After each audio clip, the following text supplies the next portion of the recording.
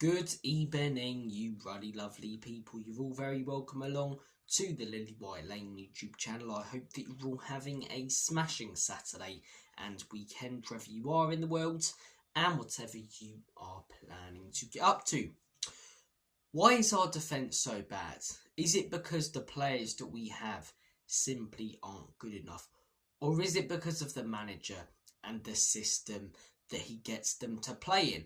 I want to hear your guys' thoughts and opinions in the comment section down below. Because for me, we don't have title contending players. We don't have top 4 level players. Maybe not top 6 level players. But we have players and defenders that could be 7th, could be 8th, could be 9th. They are not 13th in the league place defenders.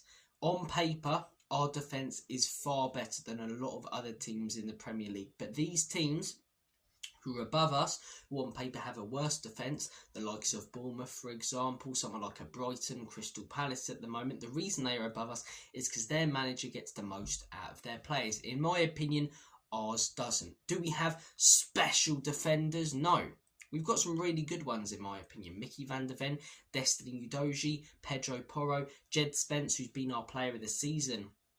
In my opinion, the last couple of months he's been ridiculous. You've got Gray, who can slot in there and do a solid job. You've got Dragazin. And everyone keeps raving on about how good these defenders are. But then they say that Ange hasn't got the players when we go on to concede plenty of goals and don't go on to win games. Ange hasn't got the players to win trophies or, in my opinion, compete with the best sides in the league. But he's got better players and better defenders to be right at the top of the list when it comes to conceding goals in the Premier League. I believe these players, these defenders, are being let down by the system because the way that we're playing, right, you're asking Porro and Udogie, 2 fullbacks who naturally enjoy playing out wide, which is what they did before joining Spurs. You're asking them to basically come into the midfield for a majority of the game, right? Because our manager refuses to play with a number 6, our 2 centre-backs are then left with no cover whatsoever. And when teams win us in transition, win the ball off us in transition, it's normally 3v2, 4v2 and so much space in the wide areas because the wing-backs are trying to sprint back to cover their men once they've been asked to invert. And our centre-backs are back there, but it's 2v3, 2v4. What more can they do? I believe this is why we keep conceding the same type of goal week in, week out, and why we're conceding so many goals this season, because of the way that we set up. If we played a number 6, I don't think we concede anywhere near as many goals, and we're capable of doing that with the squad that he has. If we drop the line back a little bit, I don't think we concede anywhere near as many goals, and he's capable of doing that with the squad that he has. These are not problems with lack of backing, these are tactical problems. If we drop the line back a little bit, if we played with a 6, if we didn't invert the fullbacks, whether we've done all 3 or done 1 out of the 3, I believe we would concede far less goals than we have done. But in my opinion, our defenders, who aren't great but are better than what they're showing, are being completely and utterly let down by the system. If you're a defender, why would you want to join this football club? Constantly having to sprint back and make recovery runs because both fullbacks have come inside. If you're a centre-back and you're getting caught out and it's made to look like an idiot when you're conceding a 3 or 4 occasionally. You know? So many of the goals that we concede, do they come from mistakes from Van der Ven when he's fit? No. Do they come from mistakes from Romero when he's fit? No. Archie Gray? No, very, very rarely. Dragazin when he was fit. No. Danzo now. No. Porro, Udogie. They don't often come from mistakes from these players, from these defenders. They come from the midfielders or the attackers losing the ball and teams being able to win it off us and attack us in transition because we don't have the defensive options. You know? I think our style of play is an absolute shambles. I've said, as I say, for quite a while now, I think this manager is tactically inept. And do we have top 4 competing players? Do we have some of the best players in the league? No. Like some of our fans hype them up to be. They're not that good. But we have better players and better defenders to be conceding as many as we have done, as we do. And we have better players than to be 13th in the league table heading into March. That is down to the manager. That is down to his mismanagement of the squad. Teams above us have worse players and worse squads.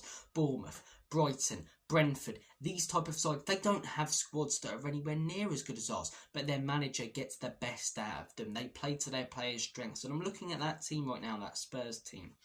You know, Pedro Porro thrives when he's out wide. A great crosser of the ball. Stop inverting him into the midfield. It's not like he's a big right back who can come in and score headers. Keep him out wide. Udogie thrived in Italy at Udinese when he was given the space on the left-hand side. Keep him out there. Play with a number 6 to maybe cover the 2 centre-backs and drop the line back a little bit. This is stuff that I can see, and the fact that the manager can't is mind-boggling when we keep conceding the same goals over and over and over again. Yet he keeps playing the same system that leads to these goals over and over and over again. If you win the ball off Spurs in transition and you're able to quickly play a pass to one of your wingers sprinting forward, 9 times out of 10, the ball's in the back of the onion bag. And I can see people in the comments now going, well, Ange has had injuries this season. I'd be more sympathetic maybe to some of his defensive injuries if he didn't, as I say, rush back Romero and Mickey van der Ven when they weren't ready for the Chelsea game. But he rushed them back. They were out injured again. So he's caused them 2 injuries. Udogie, he overworked him. And that led to his injury, in my opinion. Maybe a few others are unlucky, yeah. But is it a coincidence that this system causes injuries wherever he goes?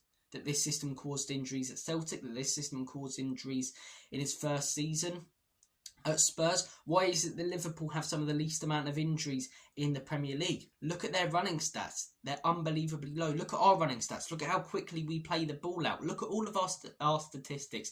And as quick as a team, as quick of a team as we are at times, it leads to players being exhausted. It leads to players being overworked, and then it leads to players being injured. I want to hear your guys' thoughts and opinions. Is it the players? Is it the manager? Why do we concede so many goals, and why are we such a shambles defensively? For me, the players can do better. Of course they can with certain situations. Of course they can use common sense to put in a tackle when maybe they shouldn't. Of course, Porro and Udogie sometimes don't need to invert, even if Ange is telling them to, and use common sense to see that there's a runner on. But at the same time, do I think with a few tactical tweaks that we'd concede half as many goals as we do?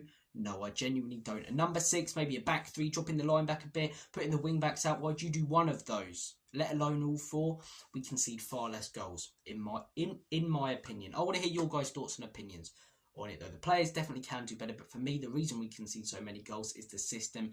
It's a shambles. Our manager's tactically inept, and it leads to us being cut open and cut through like a hot knife going through butter. Take care of yourselves. Have a smashing rest of your day and weekend. And as always, Comedy Spurs, Enoch and Levy.